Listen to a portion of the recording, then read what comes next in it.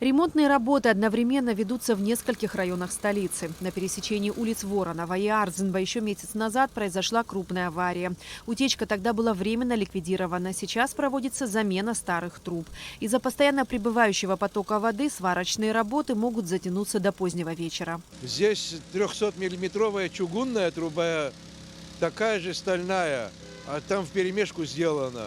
И много стыков, и каждый стык протекал.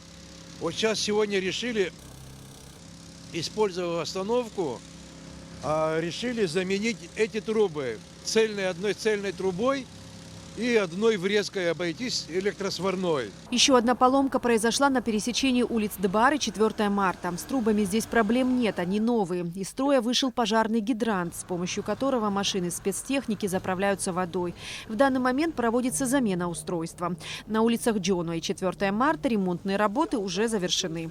Здесь у нас водовод проходит диаметром 500 миллиметров. Вот там катушка называется, вот эта вставка. Прокладку выдавила, мы ее восстановили, значит, поставили на место, затянули.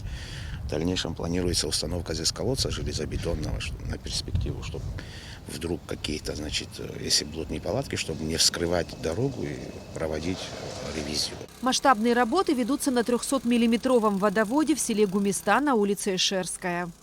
Это бывшая советская железнодорожная линия, но теперь она уже, ее передали, в общем, водоканалу, мы ее обслуживаем. Года полтора-два, наверное, она через гору поднималась, ее ввели. И вот там, где ее ввели, там тоже стык, видимо, потому что вчера мы не смогли туда подойти.